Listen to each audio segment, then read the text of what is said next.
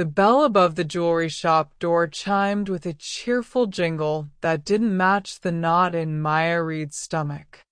She stepped inside, fingers curled tight around the ring in her pocket. The glass cases glittered with stones that looked like other people's second chances. She smelled metal, polish, and something cold, like air conditioning turned up too high. "Be right with you," the clerk called.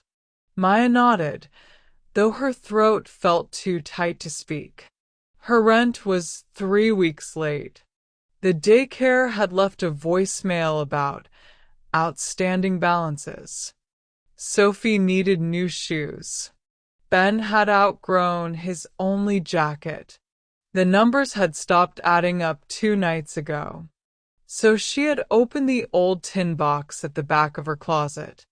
The ring had been waiting there, patient and accusing. Yellow gold, a single diamond with that tiny crescent of blue caught in the light. She'd slipped it on, just once more, and her chest had constricted with a memory, a boy's laugh, the adrenaline of running, his hand covering hers as he slid the ring onto her finger behind a convenience store. "Do you still like trouble, Maya?" he'd asked, his eyes too bright. Trouble had never really left. Now, the ring lay in her palm, warm from her skin and 20 years of secrets. Someone stepped up to the counter beside her. She glanced sideways and saw a man in a dark suit, the kind that didn't come off the rack. He was tall, broad-shouldered, the line of his jaw sharp under a short beard. A sleek watch flashed at his wrist. He looked like the kind of person who never had to sell anything to pay rent. The clerk approached them with a practiced smile. "Who was first?" Maya swallowed. I just want an appraisal. Maybe a sale." She set the ring on the glass. For a second, she felt naked. The clerk's smile shifted into something professional. He picked up the ring with tweezers, turning it under the light. "Nice piece," he murmured. "Vintage. Where'd you get it?" "Gift," she said quickly. "A long time ago." The man beside her shifted, as if the word had tugged at him. The clerk squinted. "Custom engraving inside." "Huh." He leaned closer. "Looks like an and an L. Or maybe hard to read." Maya looked away. She knew what it said. "For us, forever." A lie hammered into gold. The man in the suit spoke, voice low but firm. "Excuse me. Could I see that ring as well?"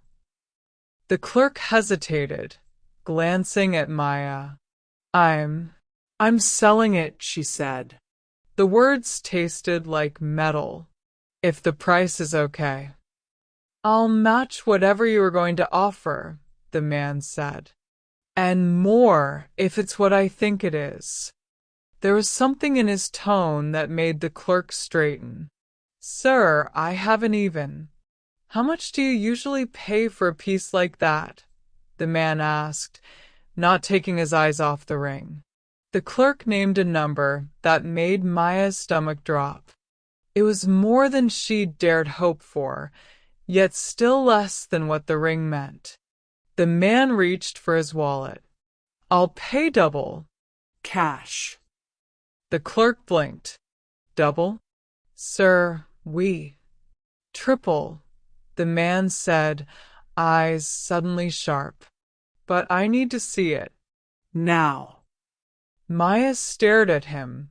This wasn't normal. Nothing about this was normal. The clerk looked between them, then shrugged, returning the ring to the velvet pad on the counter. "It's her item, sir. She has to agree.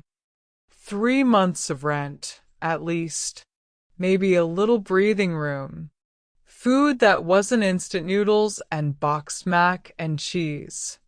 A winter coat that actually fit Ben. Maya's heart pounded. If you're serious, she whispered, then yes. He didn't smile, didn't even look at her yet. His gaze was locked on the ring, as if anything else might break him. He took it with his bare fingers. The moment his skin touched the metal, something in his face changed. The confidence drained, replaced by shock so raw it embarrassed her to see it. His thumb brushed the inside of the band, finding the engraving by instinct. He whispered something she almost didn't catch. Mom. The words sliced through the air. Maya's breath froze. Her eyes snapped from his hands to his face. Up close, beneath the expensive watch and the perfect suit, he suddenly looked younger. Familiar. No. That wasn't possible. He turned toward her, the ring trembling between his fingers. Maya, he asked, voice breaking in a way money couldn't fix. Her name in that voice dragged the years apart like a curtain. Behind the beard, behind the polish, she saw him. The boy who had once grabbed her hand and said, "Run."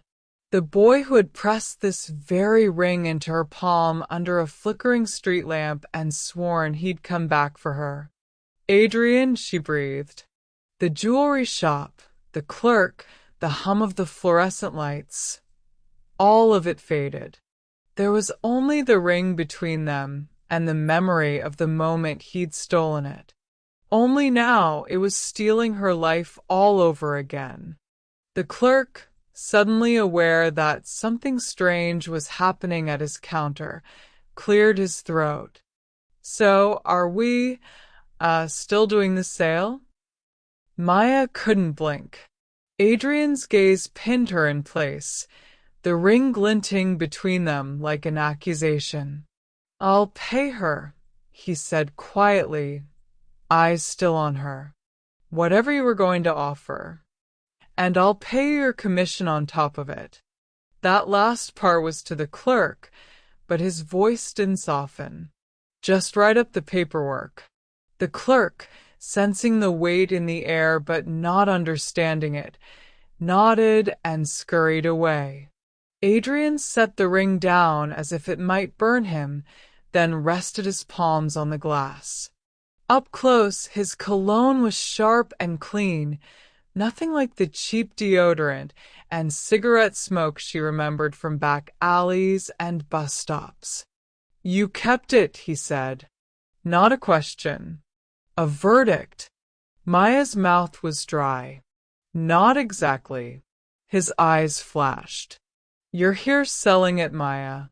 That counts. The sound of her name from his lips made her dizzy. It had been more than a decade since she'd heard it that way. Soft vowels, faint echo of a different neighborhood, a different life. The clerk returned with a form. Just sign here, ma'am. We'll give you cash today. Her fingers shook as she took the pen. Adrian watched, jaw clenched, as she scrawled her name in ugly, rushed letters. She could feel him cataloging everything, the fading coat, the frayed sleeve hem, the cheap sneakers, the fatigue under her eyes. You don't know me anymore, she thought fiercely. You don't know what I've done to keep them fed. Ms. Reed, the clerk said. We'll, just be right back from the safe. He walked away again. The shop was suddenly too quiet. Adrian picked up the ring once more, turning it in the light.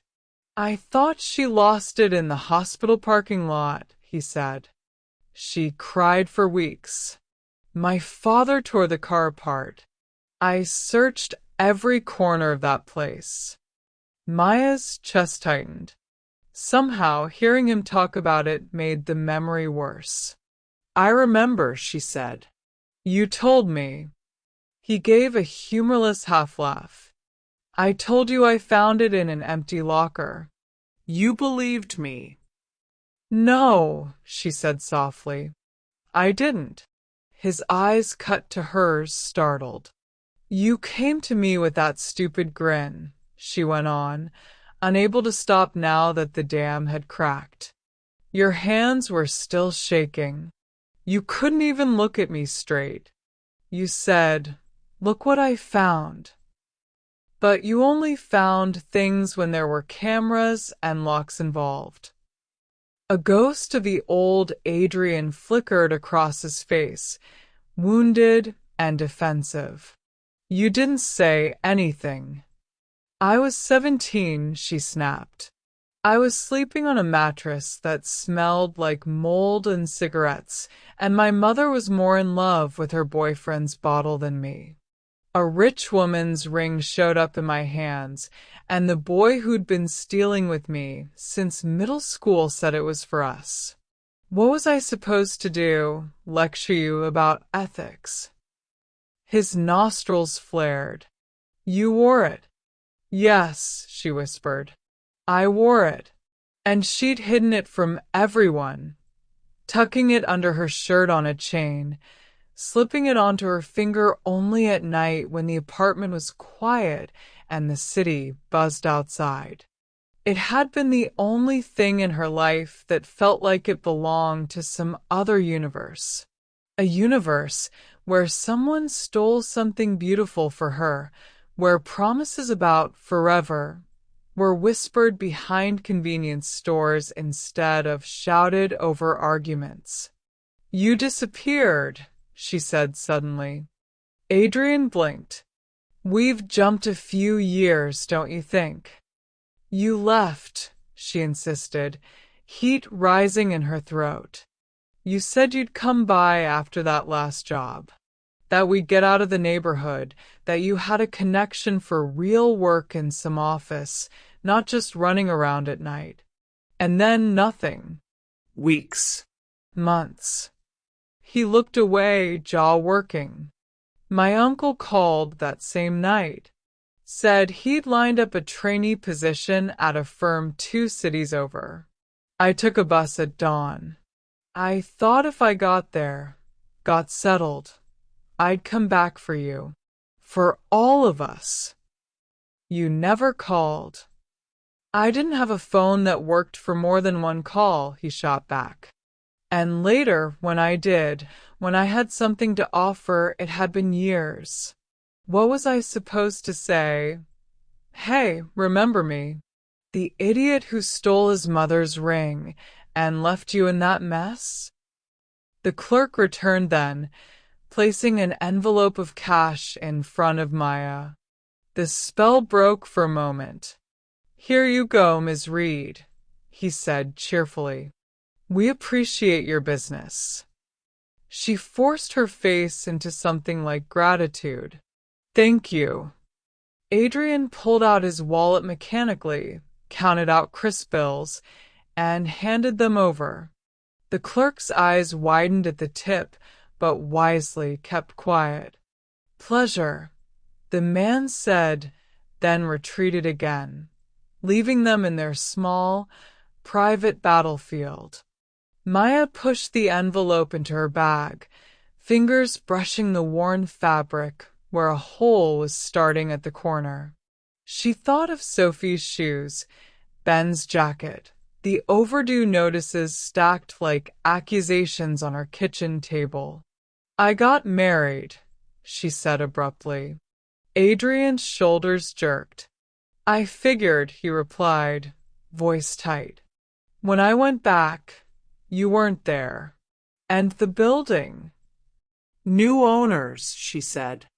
We got pushed out. I met him working at the diner. He had a car and a smile, and a way of making empty promises sound full. His eyes darkened. He hurt you. It wasn't a question. Maya shrugged one shoulder, the movement tight. He hurt everything that moved eventually. But there were good days at first. We had Sophie, then Ben, and bills, and shifts, and his temper. She saw the image again. Her husband's fists through drywall, the smashed plate, the way Sophie had flinched and grabbed Ben, dragging him behind the couch. He's in prison now, she said bluntly, before the pity could congeal on Adrian's face. Assault. Not on me. On someone who caught him doing something he shouldn't. I divorced him. Took the kids. Took the debts too. Adrian swallowed hard. And the ring. At first, it was stupid, I guess. A secret thing. When nights were bad and he'd slam the door, I'd open the box and look at it. Her lips twisted. I told myself it was proof that once someone had stolen something from me because he loved me, not because he was angry. His face crumpled, just a fraction. Maya. Then the money got worse. She cut him off. I tried to keep it even then. Sold the TV, the old laptop, jewelry he'd given me that was probably stolen anyway. But landlords don't take memories. They take rent. She glanced at the ring in his hand. So here we are. The silence between them felt heavier than the diamond. Adrian slipped the ring into his pocket, curling his fingers around it as though anchoring himself. When he spoke again, his voice was quieter. I have no right to judge you, he said slowly. I'm not here to punish you for the past. You just bought it back, she said. Feels a bit like punishment from where I'm standing. I bought my mother's ring, he replied, a hint of steel returning. The fact that it's also the ring I gave the girl I left behind is complicated. It was a small mercy that he called it complicated and not cursed. He exhaled, long and slow. Look, this isn't. I didn't expect to walk into a shop and see you here, Maya. I was supposed to be on a call across town. Plans changed, I walked past, and something told me to come in. Now I'm standing here holding the worst decision of my childhood in my hand. And the worst of mine, she murmured. Their eyes met. For a heartbeat, there was no ring, no years, no court documents or overdue notices. Just two teenagers with stolen smiles and stolen loot, believing that love and adrenaline could rewrite the rules of the world. Can we? Adrian stopped, then tried again. Could we talk? Somewhere that isn't under fluorescent lights with a guy pretending not to eavesdrop. The idea terrified her. Talk meant remembering. Remembering meant feeling. And feeling didn't pay rent. I have to pick up my kids, she said. He blinked. Kids. Right. His composure wobbled again as the reality of her life reshaped itself in his mind. When? In an hour, she said. From daycare. I was going to use this. She tapped the bag where the cash lay. To pay them what I owe. Something flickered in his expression. Guilt, relief, resolve, all tangled. There's a cafe on the corner, he said slowly, across from the bus stop. We used to sit there and split one muffin. She remembered. The crooked table, the sticky floor, his hand covering hers under the cheap formica. Her throat tightened. Come by tomorrow, he said. No pressure. No demands. Just coffee and catching up. I'll be there at 10. If you don't come, I'll know that's your answer. She hated that part of her already knew she would go. He stepped back as if putting physical distance could untangle the years. At the door, he paused and looked over his shoulder. I'm sorry, he said quietly, about the ring, about leaving, about all of it. Maya swallowed hard. You're only sorry because you found it again. Maybe. His smile was crooked, aching. Or maybe I was sorry every day I didn't. The bell jingled as he left, and the cold air rushed in to replace him. Maya stood at the counter, one hand on her bag, the other pressed flat over the place where the ring used to rest against her skin. She had money now. Not enough, but more than yesterday. But the past she thought she'd buried had just walked back into her life in a tailored suit, carrying her guilt in his pocket. Tomorrow, at 10, she would have to decide whether to pretend she hadn't seen him, or walk into that cafe and let the stolen years catch up. The cafe looked smaller than Maya remembered. Or maybe she had just grown up and grown tired, and nostalgia had added square footage that never existed.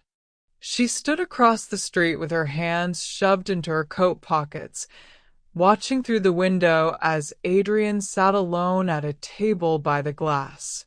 Same crooked table they used to hunt for as teenagers. Same chipped sugar jar. Different man. He wasn't checking his phone.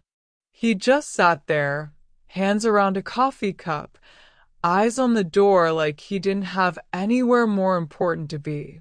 Maya almost turned away. You could still walk to the bus stop, pay the daycare, buy socks. Forget you ever saw him. Then Sophie's words from the night before replayed. Mom, are we going to be okay? Eyes wide, voice too old for 10. Maya inhaled, crossed the street, and went inside. The bell chimed. Adrian looked up and, for a second, the careful composure he'd worn in the jewelry shop cracked into relief. You came, he said. Daycare takes cash, she replied, dropping into the chair opposite him. You were my best option. He smiled, faintly, brutally honest. That hasn't changed. A waitress appeared, and he ordered her coffee before she could protest, just the way she used to drink it, 2 sugars, no cream. The fact that he remembered made her nervous. So, she wrapped her hands around the mug when it came, using the heat as an excuse to look at something other than him. You're rich now. He huffed. That's one way to start a conversation.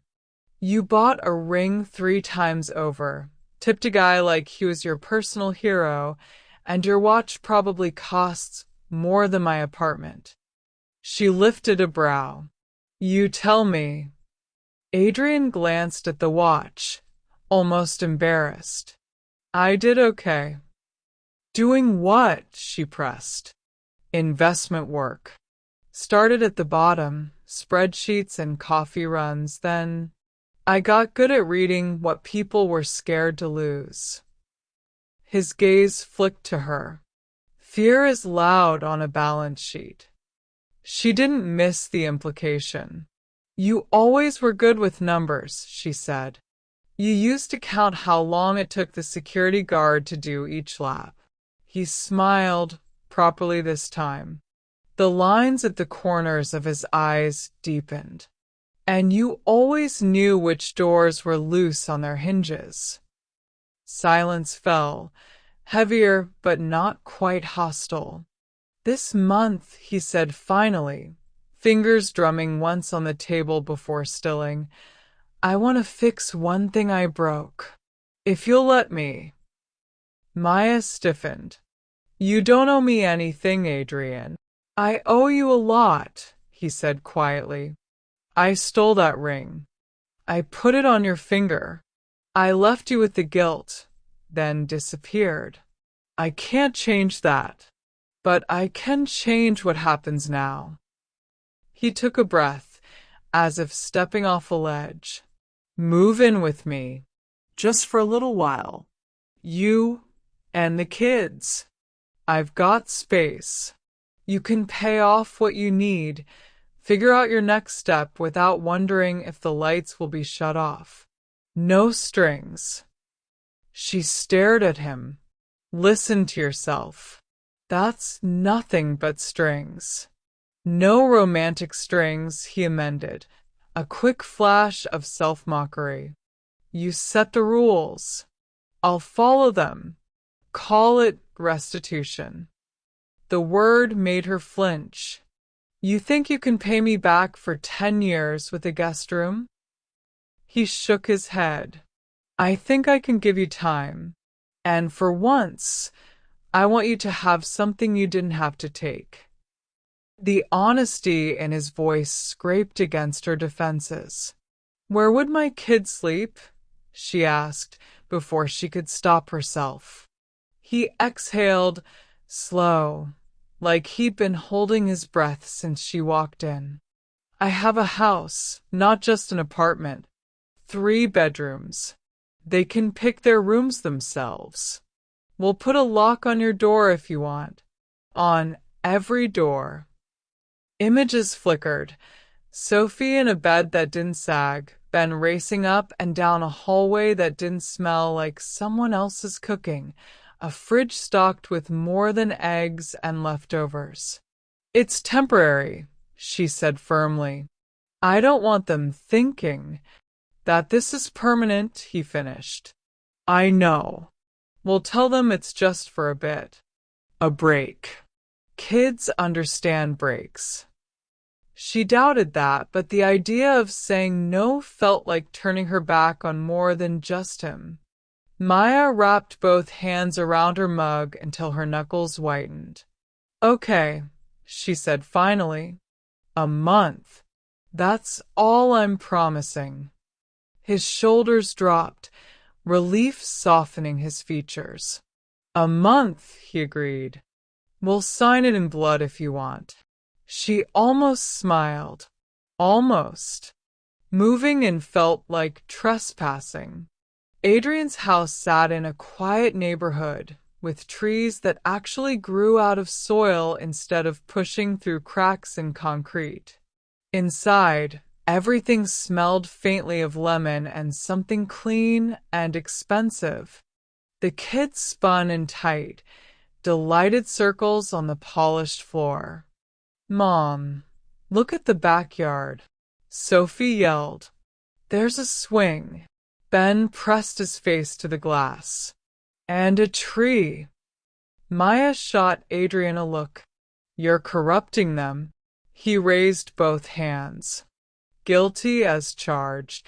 He'd cleared out drawers for her in the guest room, space in the closet, shelves in the bathroom.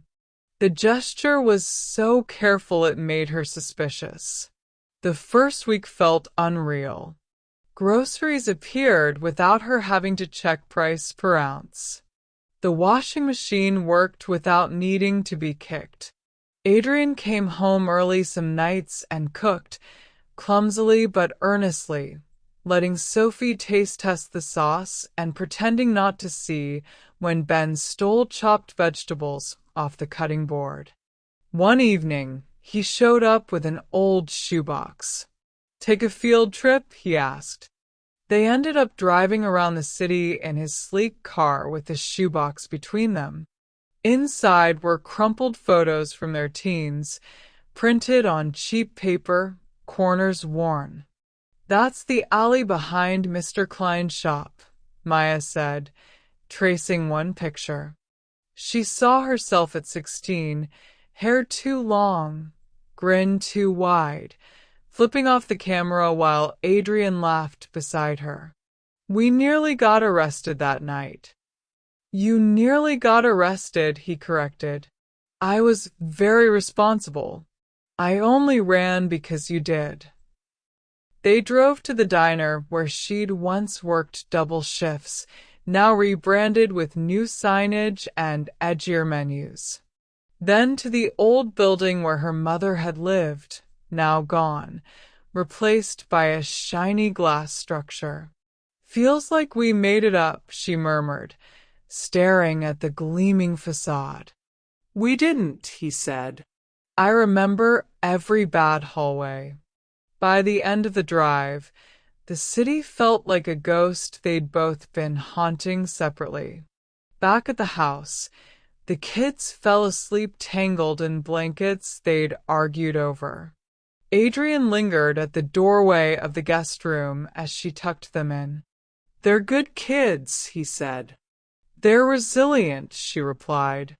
That's not the same thing, but we pretend it is. His expression softened. I'm glad they have you. The words warmed and hurt at the same time. Days slid into each other. For the first time in years, Maya woke up without immediately calculating which bill could be delayed, whether breakfast might have to be creative. She took small freelance gigs, odd jobs. Adrian kept saying, take your time. Find something you actually want. But at night, when the house went quiet and the hum of the fridge was the loudest sound, the math crept back in. This wasn't her house. The kids' laughter echoed off his walls. The food in the pantry wasn't food she could guarantee tomorrow. She watched Adrian sometimes, absorbed in his laptop at the kitchen table, lines of numbers reflecting off his glasses. Money for him was motion, something he could direct and control. For her, it was weather, sometimes clear, often stormy, never predictable. At the end of the month, she whispered to her reflection one night, then what? There was no lie she could tell herself long enough to call this security. Not when it relied on a man who could, in theory, change his mind. She caught herself studying his things, the sleek watch on the dresser when he showered, the small safe in his closet, the box of cufflinks on the nightstand in his office. She knew the weight of gold from the way your palm adjusted around it. The old skills she thought she'd buried woke up like muscles flexing after sleep. One Sunday, while he took the kids to the park and she stayed behind to rest, she found herself standing in his office doorway. The door was open. He trusted her. On the bookshelf, beneath a row of leather-bound files, sat a small lacquered box. She'd seen him open it once, picking out simple, elegant cufflinks, laughing when Ben called them tiny coins. Her hand shook as she reached for it. You don't have to do this, a voice insisted. You could ask for help. You could find a regular job. You could move out with nothing but memories. Another voice, older and sharper, cut in, and when something goes wrong, when the job falls through, when another man walks out, your kids don't eat memories, Maya. She opened the box. Rows of polished metal winked up at her. Not life-changing, maybe, but enough for a start somewhere else. Enough to buy time in a new city, to get a place without needing a credit score that had survived the last decade. Her throat closed. Adrian's laughter floated in from outside, muffled through the glass. Sophie shrieking, "Push me higher," and his deeper voice answering, "I've got you." Maya closed her eyes. She knew, in that moment, that if she crossed this line, there would be no going back to the version of herself who only thought about stealing. Her fingers hovered over the cufflinks, the decision heavy in her bones. For the first time in years, stealing wasn't about adrenaline. It was about survival and about whether she believed she could have a future without taking something that didn't belong to her. The month had given her comfort, laughter, and a glimpse of a life that felt almost normal. It hadn't given her what she feared she needed most: control. Her hand dipped into the box. Maya told herself she was only looking, just taking stock, just seeing what existed in this house that wasn't nailed down, what could be turned into rent and groceries somewhere far away. But when her fingers closed around the first pair of cufflinks, heavy, cool, pure metal, her heartbeat steadied instead of spiking. It felt like slipping back into an old language. She chose small things, portable things, the cufflinks, a slim gold watch he didn't wear often, 2 rings from the velvet tray in his safe, which she opened with a code she'd watched over his shoulder more times than he realized. "You shouldn't know this," a part of her whispered. "You always know this," another answered. She didn't empty it. That, she told herself, would be a violation she couldn't justify. She took enough to build a bridge, nothing more. On the kitchen counter, she left a note. The paper trembled as she wrote, "Adrian, thank you for the month. We needed it. I'm sorry. Don't look for us. She stood there for a long moment, watching ink dry. Then she went upstairs and packed. They left at dawn. Sophie slept in the back seat of the borrowed car, her head tipped against the window, backpack clutched like a shield. Ben snored softly, his stuffed bear jammed under his arm. Maya drove with both hands locked on the wheel, watching Adrian's quiet neighborhood recede in the rearview mirror. Her phone buzzed once. She didn't look. By the time the city's skyline shrank behind them, the sun had risen fully, painting the highway a flat, unforgiving gray. Guilt rode shotgun, patient and silent. "You okay, Mom?" Sophie murmured, waking. "We're getting a fresh start," Maya said. "You know how we talked about that? New place, new school. Remember?" Sophie nodded slowly, trying to be brave. "Will there be a park?" "There'll be something," Maya promised. "We'll find it." She didn't say. There will be a pawn shop first. For a while, life was easier. She sold the cufflinks and the rings in places where no one asked too many questions. The watch fetched more than she'd dared hope. She stretched the cash, found a small apartment in a different city where no one knew her name, paid a few months of rent in advance just to hear the stunned landlord say, "Sure, yeah, no problem." The kids got beds that weren't borrowed. She stocked the fridge without counting every coin. She bought Sophie new shoes and allowed Ben to pick a ridiculous dinosaur backpack. At night, when the kids slept, she sat at the kitchen table and stared at the thin stack of remaining bills. "This is what you took," she told herself. "Time. Safety.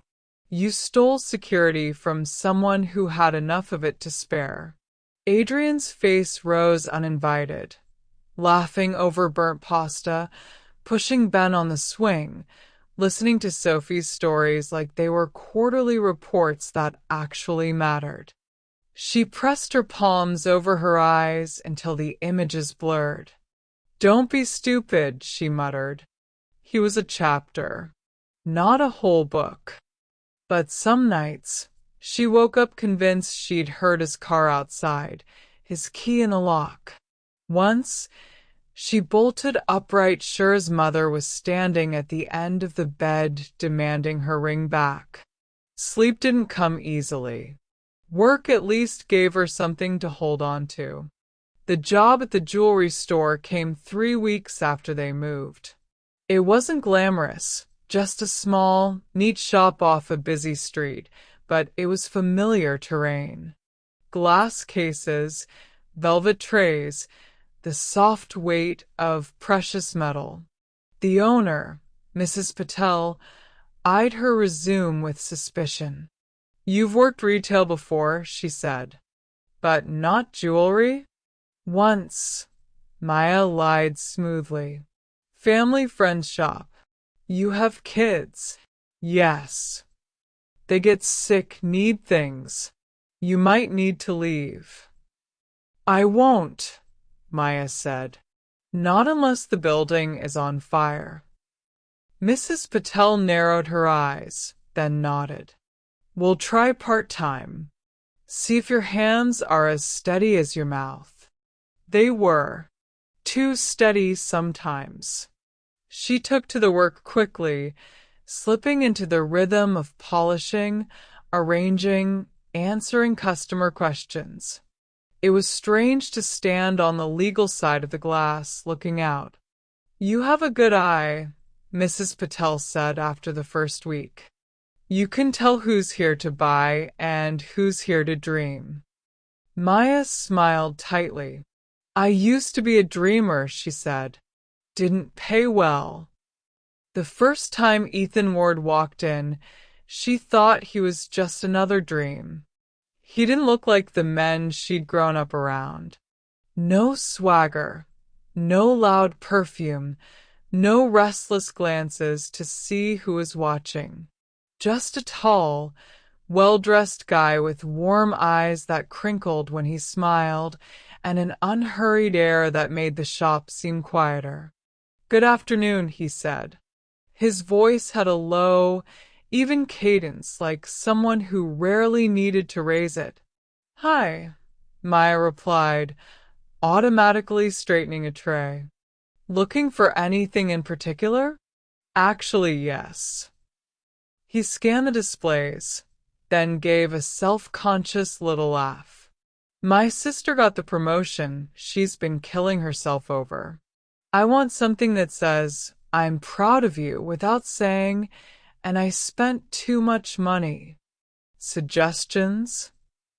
Most men who walked in talking about women were hunting for apology gifts. This felt different. She tilted her head. "What's she like?" He lit up. "Stubborn. Brilliant. Thinks sleep is optional. She's the one who pushed me to start my company instead of rotting in a job I hated." "Then she needs something sturdy," Maya said. "Nothing too flashy. Something she can wear every day and remember you've got her back." He watched her as she spoke, as if the way she described jewelry told him more than the words themselves. She pulled out a bracelet, simple, elegant, a thin line of metal with a small stone. "This." Strong, but not shouting. His smile widened. "Sold, if that's your pitch on the price, too." She smirked despite herself. "Unfortunately, I don't control the numbers. Just the metaphors." "Pity," he said lightly. "You'd be good at both." He paid without flinching at the total, then hesitated, receipt in hand. "Do you work here full-time?" "Part-time," she said. "2 kids don't raise themselves." There was the test. Some men flinched at the mention of children, like she'd pulled a fire alarm. Ethan's expression softened instead. "How old?" 10 and 6, she said, cautious. "Great ages," he replied. "My niece is 7. Demands I attend all her tea parties. Very high-pressure social calendar. The way he said it made her laugh, short and startled. He looked pleased. I'm Ethan, by the way. Maya. She hesitated. Nice bracelet choice. Nice sales pitch, he countered. I'll probably be back. My company sends clients gifts sometimes, and I'd rather support a place like this than some giant chain. And he was back. Over the next weeks, then months, he appeared with different reasons. Client gifts, a birthday present for his father, a watch for himself that he claimed was a reward for surviving tax season. Each time he asked for her opinion. Each time he listened. He never asked personal questions that pressed too hard, but he remembered everything she did share. How did Sophie's science fair go? He asked once, as if it was the most natural thing in the world. Maya blinked. She got second place. She'll get first next time, he said. Second is just first with a plot twist. He made her snort right there behind the counter. Little by little, the conversation moved off jewelry and onto books, movies, the absurdity of overpriced coffee. When he finally asked if she'd like to get dinner somewhere without display cases, she almost said no on reflex. Instead, she found herself nodding. She doesn't date, Sophie whispered that night, conspiratorial, when Maya tried on a dress that wasn't from the discount bin. She has a life, Maya corrected, though the words felt unfamiliar. And sometimes in that life, she eats food that didn't come from a microwave. Dinner with Ethan was easy. No measuring silences. No sense that one wrong word would set off a fuse. He asked about her work as if it mattered, not as if he was waiting for her to hurry up and be grateful. When she dodged details about her past, he didn't push. He simply said, "Tell me what you want me to know when you're ready." Of course, there were things she didn't tell him. She didn't mention Adrian, or the ring, or the jewelry that had paid for their escape. Those pieces of her life sat like unreported inventory in the back of a safe. Sometimes, when Ethan's hand brushed hers and something warm tightened in her chest, Adrian's laugh would echo unbidden in her memory. Two men, two versions of her life. One built on adrenaline and shared crimes, the other on late-night conversations and patient smiles. It frightened her how much she wanted both the thrill and the safety. When Ethan walked her to her door one night, hesitating under the porch light, she saw the question in his eyes and the invitation in his outstretched hand. "I'm not simple," she said, the confession shaking out of her before she could polish it. "I've made some bad choices." "Then we have that in common," he replied. "I invested in crypto in 2017. She laughed, half choking. "That's not what I mean." "I know." His expression turned serious, gentle but firm. "I also know you're more than the worst things you've done." He said it easily, like truth didn't weigh a ton.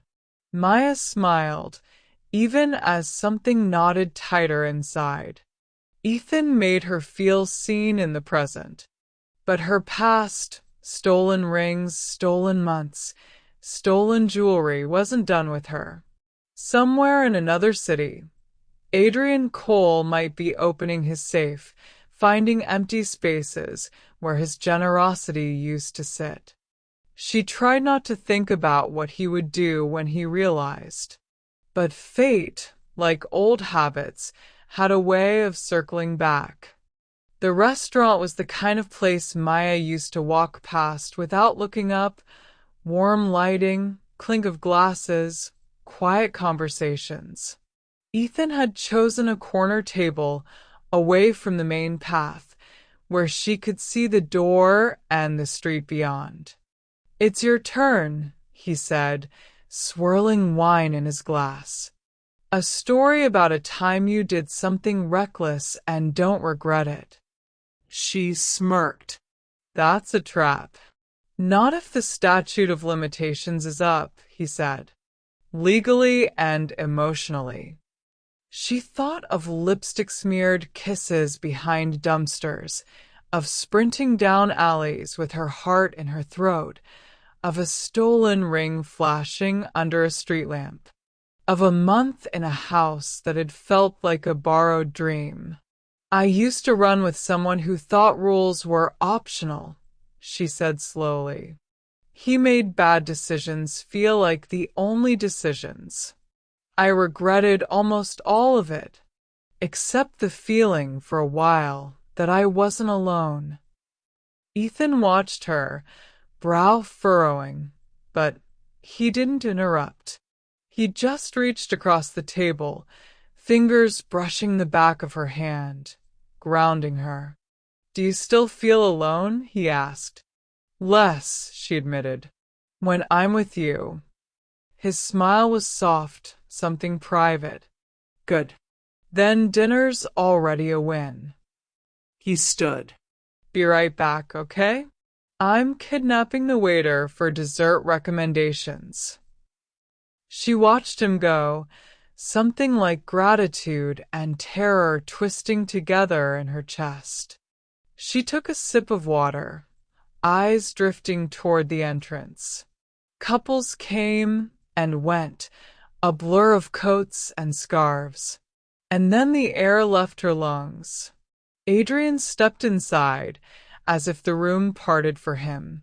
Same tailored coat, same set to his shoulders. His gaze swept the restaurant out of habit, scanning exits, faces, angles. When his eyes hit hers, the world narrowed to the space between them. Maya's fingers clenched around her glass. "No. Not here. Not now." He froze, like someone had grabbed his spine. For a heartbeat, neither of them moved. Then his gaze slid to the two wine glasses, the empty chair opposite her, the coat draped over its back. Recognition hit his face in stages, confusion, realization, and something sharp that looked like hurt dressed as anger. Ethan walked back to the table at that exact moment, cheerful and oblivious. "Okay, so apparently the molten chocolate thing is some kind of local legend, and..." He stopped when he saw the man standing a few steps away, staring at Maya like she'd broken into his house. "Hey," Ethan said cautiously. "Everything okay?" Adrian's eyes didn't leave hers. "You moved," he said quietly. "You wrote 'Don't look for us,' and then you didn't even bother to change cities far enough." Maya's stomach lurched. "What are you doing here?" "Business trip," he replied. "Was going to see a client tomorrow, clear my head tonight. And then I walk in and find my ghost having dinner with someone else." Ethan's gaze flicked between them, reading the undercurrent. He didn't flinch. "You two know each other?" Maya opened her mouth, but her throat locked. Adrian let out a short, humorless laugh. "You could say that. I gave her a roof. She robbed me on the way out." The words hit like a slap. Conversation at nearby tables dimmed, people instinctively pulling their attention toward the tension like moths to a flame. Ethan's face went still. "Maya," he said softly. Her heart hammered. "Adrian not here." "Why not?" he snapped. Here's good enough for every other surprise you've handed me. His voice stayed low, but there was gravel in it. Did you tell him how you paid for that fresh start? How my mother's ring wasn't the only thing that went missing in your orbit? Heat crawled up Maya's neck. Every shame she'd carefully folded and tucked away burst open. That's enough, she hissed. You don't get to. I don't get to what? Adrian stepped closer, knuckles white around the back of an empty chair. Be angry that I opened my safe and found you had taken everything that wasn't bolted down? That I had to explain to my security team why I wouldn't press charges? Ethan's eyes widened. Press charges? Adrian didn't look at him. Don't worry. I didn't. I told them it was my mistake. That I brought a thief into my house and expected her not to act like one. The word landed like a physical blow. Thief. Maya's vision blurred for a second. The restaurant shifted around her, edges softening. Stop, she whispered. Please. Ethan moved then, stepping slightly in front of her, not aggressively, but protectively. Okay, he said, voice calm but firm. We're not doing a public trial. Adrian's mouth twisted. Who are you? Ethan Ward. He didn't extend a hand. Maya's friend. The pause said everything. Adrian's jaw clenched. Of course. Ethan turned to Maya. Is what he's saying true? The question was gentle, but it cornered her all the same. For years she'd survived by bending the truth until it fit the shape of what people wanted to hear. Now there was no version of this that would come out clean. Her chest hurt. She made herself meet Ethan's eyes. Yes, she said. I stole from him. The words tasted like rust and blood. Not everything, she added, as if that helped. Just enough to get us out. To stay ahead of everything. I left a note. It doesn't matter. I still did it. Silence dropped heavy over the table. Ethan's expression shifted. Shock first, then something like disappointment, then something more complicated, unreadable. His hand flexed at his side. Across from them, Adrian looked almost triumphant for a blink, like her confession validated his hurt. The satisfaction evaporated quickly, leaving only rawness. You could have asked, he said. You didn't have to disappear with my kindness in your pockets. Maya laughed once, the sound brittle. Ask? Like it's that simple? You live in a world where needing help is a negotiable line item. I live in one where the second you admit you're drowning, someone stands on your head to teach you a lesson. Ethan flinched. Adrian's eyes flickered. Adrian, I was never going to belong in your life, she went on, anger and fear twisting together. Every kindness felt like a favor I'd have to repay with interest. I panicked. I did what I know how to do. When walls start closing in, I'm not proud of it. Ethan inhaled, slow and measured. Why didn't you tell me? He asked quietly. Not the details. Just that there was history. That there were things I should know. Because I didn't want to lose you too, she said, voice cracking. Because every time I've told the truth, it's cost me something I wasn't ready to give up. His gaze searched her face, as if trying to line up this version of her with the one who'd helped him pick bracelets and laughed at his terrible jokes.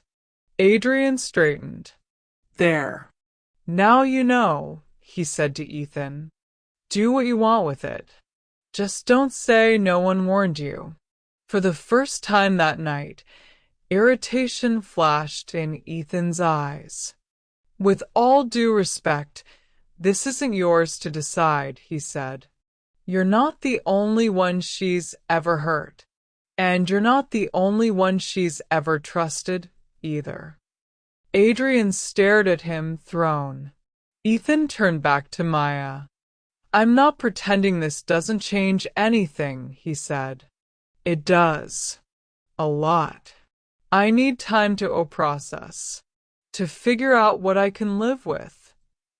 Her chest hollowed. I understand. But I also see someone who's been in fight mode for so long she doesn't know anything else, he continued. That doesn't excuse what you did, but it explains parts of it. Maya blinked, stunned. You're not done with me? I haven't decided, he said, honest and steady. But I'm not going to decide in front of an audience and a man who's clearly got his own ghosts in the story. Adrian bristled. You don't know anything about.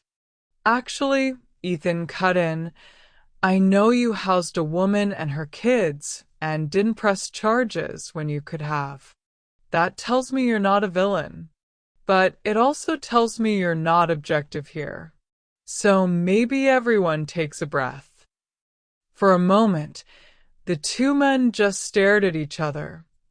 Two different lives she'd half belonged to, both pulled into the same orbit.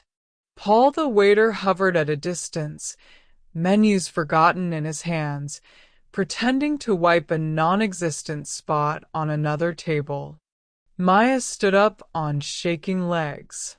I'm sorry, she whispered. She wasn't sure who she was speaking to. Maybe both. Maybe neither. Adrian's throat worked. You left me with a house full of echoes, he said. Now you're here, making new ones with someone else. I don't know how to be okay with that. Ethan exhaled. And I don't know how to build something with someone who's still running from their last life, he said quietly. But I'd like to talk. Alone.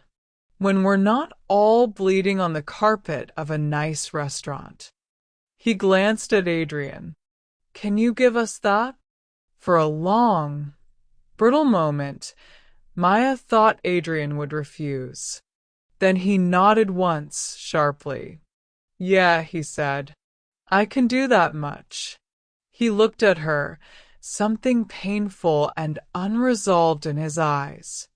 This isn't done, he murmured. I know, she replied. He turned and walked out, the cold air rushing in behind him. Ethan pulled out her chair again. Sit, he said. Eat something. Then we can decide whether this is the beginning of the end or the start of an honest conversation. Maya sank down, hands trembling. For the first time in years, there was no lie she could tell that would fix anything. For the first time, the only way forward might be through the wreckage she'd spent a decade trying to outrun. The night after the restaurant felt like being trapped in a room with every version of herself she'd tried to forget. Maya paced the small living room, bare feet sinking into the thin rug. The kids were at her neighbor's, bribed with pizza and cartoons.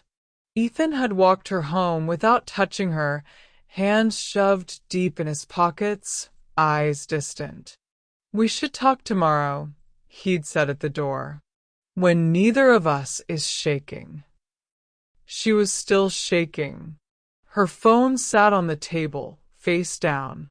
If she flipped it, there would be messages, missed calls, maybe. She didn't need to look to know who they were from. She picked it up anyway. 2 texts from an unknown number. You saw me, so you know I found you. We need to talk. No yelling. Just truth. A second message, Sent 15 minutes later. Same cafe. Tomorrow. 10. If you walk away this time, do it with your eyes open. Maya closed her eyes, thumb hovering over the screen. Then another vibration buzzed through her palm.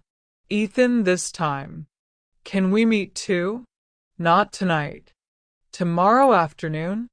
I don't want our last conversation to be in a crowd. 2 men. 2 doors. She could slam them both and disappear again, drag her kids to yet another city, and start over where no one knew her history or her face. But she was tired, bone deep, soul deep tired, of restarting with her lies already packed.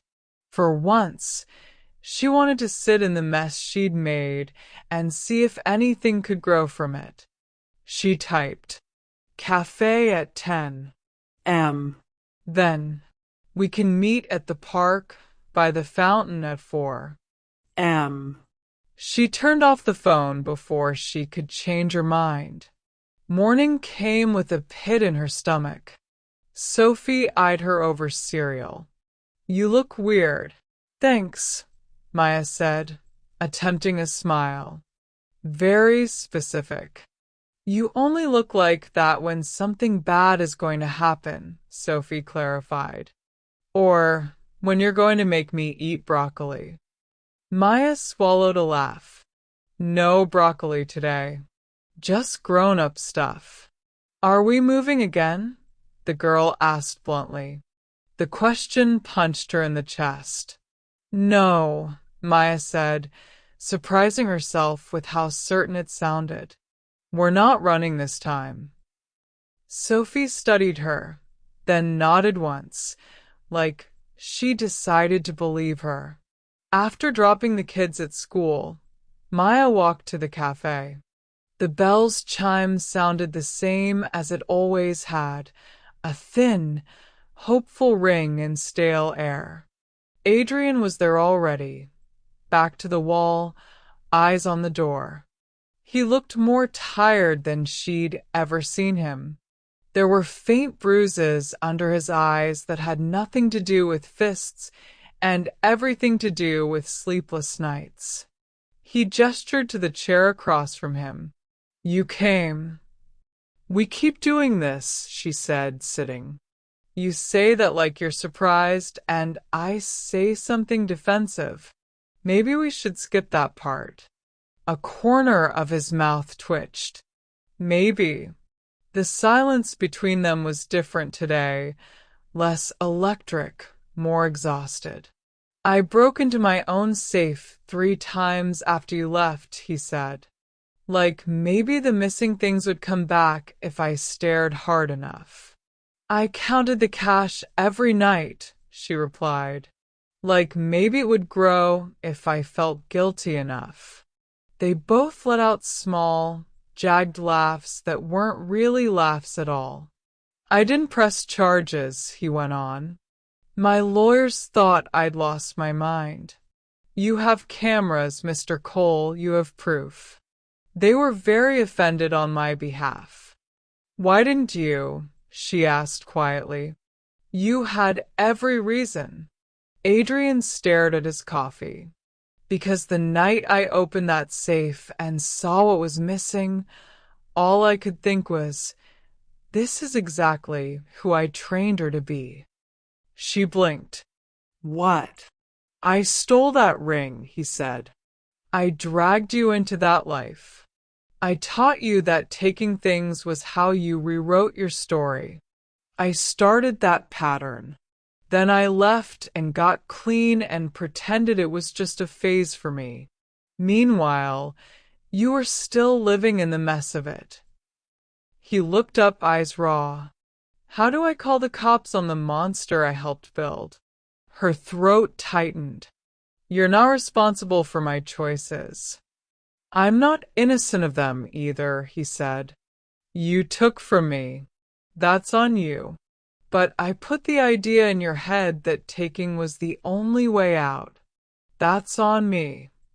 Maya stared at the table, tracing a ring of moisture from his cup. I hate that you're right, she said softly. He slid something across the table. The ring. It lay between them, small and deceptively simple, catching the light like a question. I told my mother I found it, he said. I didn't tell her how. I didn't tell her who wore it all those years.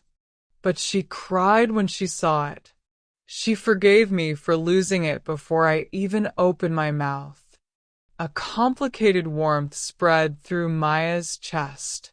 Relief, envy, ache.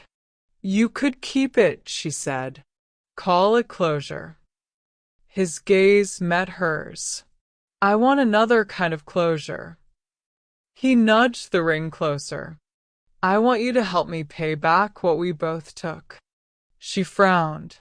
What? Everything we stole back then, he said. The little stuff, the big stuff. I've already made lists. Shops we hit. People we shortchanged.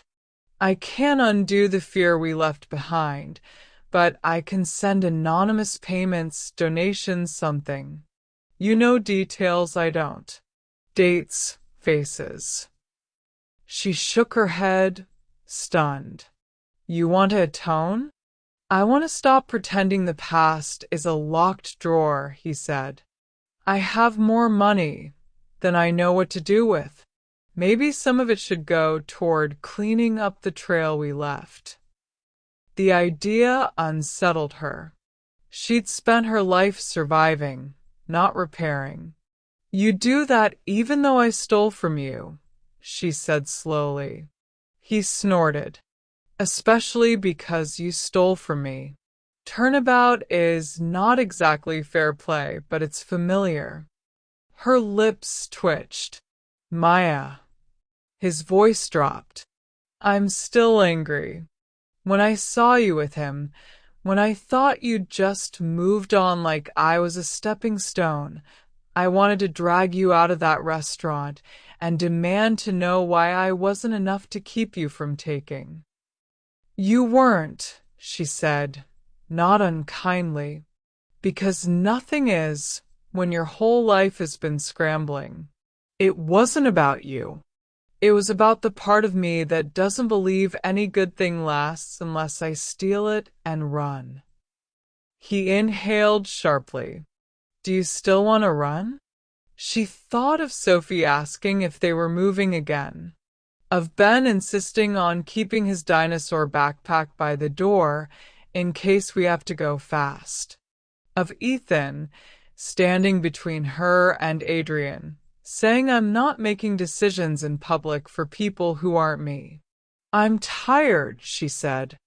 I want to learn how to stand still without feeling like the floor is going to give way. Adrian's hand flexed around his cup. I can't promise I won't mess up, he said. I don't know how to be anything but intense and overprotective, but I can promise I won't disappear again. I won't buy you with kindness and then act surprised when you panic. He swallowed. He paused, chose a different path. I never stopped caring. That month with you and the kids, it wasn't charity for me. It was dangerous, she finished. For both of us. Yeah. He exhaled. But I'd rather risk dangerous with open eyes than safe with secrets. She felt something inside her shift, not a sudden snap, but a quiet, stubborn click. I have to talk to Ethan, she said. I owe him that much. I know. His jaw tightened, but he didn't argue. I'll be here. Not at the cafe, he added, half smiling. In the same city this time. Same phone number. No more disappearing acts. He closed her fingers around the ring. Consider this a reminder, he said. Not of what we stole, of what we're going to give back. For the first time since she'd met him again, she believed him. The park fountain gurgled softly, water catching late afternoon light. Kids ran circles around it, screaming with the kind of joy that didn't know about overdue bills or court dates. Ethan sat on a bench, jacket folded beside him, posture straight. He looked like a man braced for impact. Maya sat at the opposite end, leaving space between them. "Thanks for meeting me. Thanks for not vanishing," he said. There was no bite in it, just tired honesty. "I thought about it," she admitted. "I figured." He studied her, eyes softer than the night before. "How'd your other conversation go?"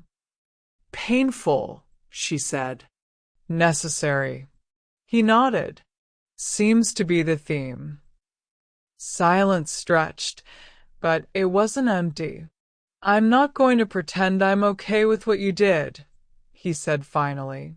"Stealing from him, lying by omission to me, that's a lot to swallow." "I know," she said. "I'm not asking you to be okay. I'm not finished," he said gently. She fell quiet. "I also see someone who's been living like she's one bad day away from the street," he continued. "And when you live like that long enough, your brain rewires. Every kindness looks like a trap. Every offer looks like a loan with compound interest." He glanced down at his hands. "I had a safety net. Family, education, options. You didn't. I can't judge your decisions from my cushion landing." "Doesn't make them less wrong," she said. "No," he agreed, "but it makes them understandable. And I've learned that if I only care about people when they're easy to understand, my compassion is pretty useless." Her eyes stung. "Why are you being so decent about this?" "Because I like you," he said simply. "Because I've seen you with your kids and with customers who come in just to stare at things they can't afford. You treat them like they're worth your time anyway. That's not nothing." He took a breath. "But liking you doesn't erase the fact that part of you is still wired to bolt when things get real. Part of you is still in love with the past." She looked away. "I don't know what I'm in love with," she said. "I just know I can't keep choosing survival by default." He nodded slowly. "And you still have feelings for him." It wasn't an accusation. It was a fact, laid out like a ledger. "Yes," she whispered. "I do. I wish I didn't. It would be easier for everyone. But he's tangled up in all of it. The worst versions of me, and the ones that still believed in something better." A small, sad smile tugged at Ethan's mouth. "I knew," he said.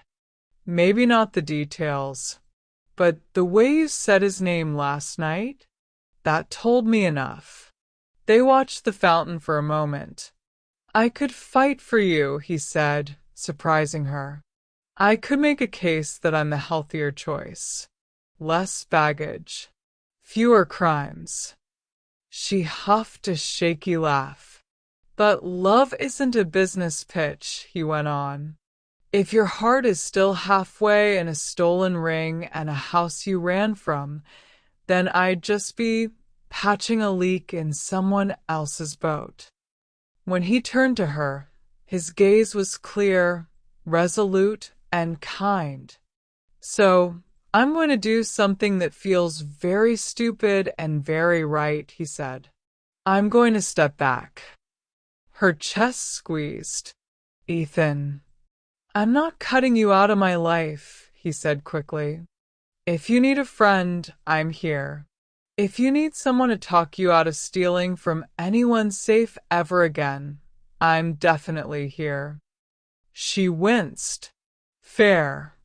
But I'm not going to stand between you and a story you clearly still need to finish, he added.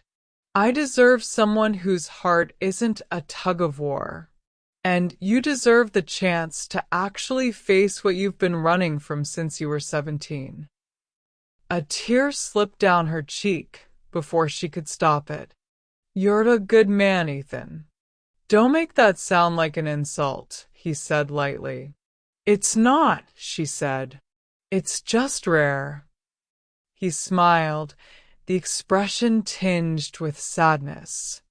Try not to waste it, he said. On him. On yourself. On anyone. She nodded, wiping her cheek. Thank you. For not being a lesson I had to learn the hard way. Give it time, he said wryly. I might still end up in the memoir that way. He stood, sliding his hands into his pockets. Go home, Maya. To whichever home you decide is worth staying in.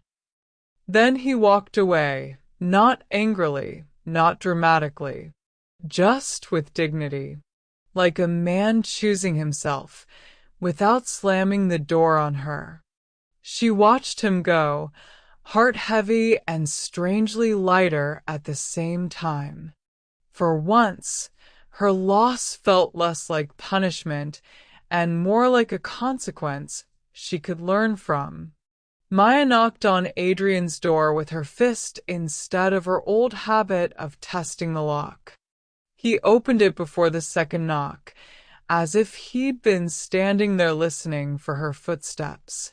You came back, he said. I'm getting tired of that being the headline, she replied. Maybe we should work on I stayed. Something bright and fragile flickered in his eyes. He stepped aside. Come in.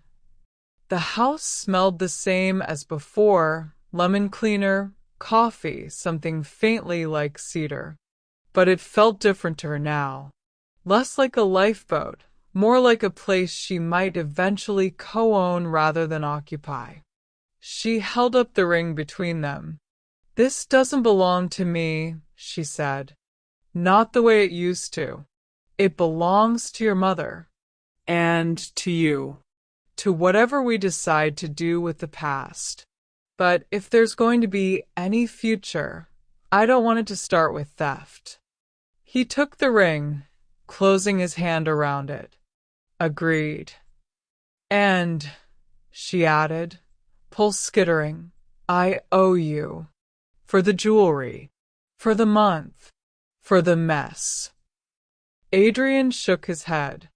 We already talked about that. I'm not going to bankrupt you in the name of justice. I'm not talking about punishment, she said. I'm talking about responsibility. I want to pay you back. Slowly. Realistically. With actual money I earn, not things I take. Consider it my first act of not running. He stared at her, something like pride creeping into his expression. You'd really do that? I don't know how long it'll take, she admitted. Years, probably. Maybe longer than you'd like. But I'd rather owe you honestly than carry stolen comfort around like a curse. He nodded, eyes bright. Then we'll make a plan. No interest. No deadlines. Just progress. She exhaled a long, shaky breath. There's more. Of course there is, he said softly. With us there always is. I still love you, she said, blunt as a blade. In ways I don't entirely trust. You're tied to every reckless, stupid, electric thing I ever did. Being around you makes me want to be better and worse at the same time. His throat worked. I still love you, he replied, in ways I've tried to outgrow and failed miserably at. But I don't want us to be a crime spree, with better furniture. A laugh broke out of her, half-sob. I don't know how to do this right, she said. I don't know how to be in something without sabotaging it the second it feels real. Then we don't do it fast, he said. We don't move you in tomorrow. We don't blend our lives overnight like a smoothie. We go slow. Coffee dates. Therapy, yes, I said it, he added when her eyes widened. For both of us. Separate and maybe together. We write those lists of what we took and start paying it back, one envelope at a time. We let your kids meet me as a person, not as a rescue plan. Her heart twisted. They already know your name, she admitted. I told them about a friend who helped us once and who I hurt. Sophie said I should apologize like a grown-up. He smiled, pained and hopeful. Smart kid. She is. He took a small step closer. Can I? He lifted a hand, stopping inches from her cheek. Slow, she reminded him. Slow, he echoed. She leaned into his touch instead of letting him close the distance. It was a small act, but to her it felt like the opposite of theft, an offering, not a demand. His fingers brushed her skin, tentative. No hungry grab, no desperate clutch. Just a question, answered. We're going to screw this up sometimes, he said quietly. Old habits don't vanish. You'll want to run. I'll want to fix everything with money and control. Then we call each other out, she said. You tell me when I'm slipping back into survival mode. I tell you when you're trying to be my landlord and my savior instead of my partner. Partner, he repeated, the words sitting heavy and right between them. Not owner, she said. Not project. Never, he replied. The ring lay in his other palm, cool and bright. You know, he murmured, for years I thought this thing cursed us. It didn't, she said. We did. And now, she said, we can decide what it means. They stood there, in the doorway of a house he'd once opened to her as a refuge, and she'd left like a thief, and chose, awkwardly, imperfectly, to stay. For the first time, Maya's heart felt like the only thing she was stealing was a chance. Not from anyone else. From the version of herself who believed she didn't deserve it.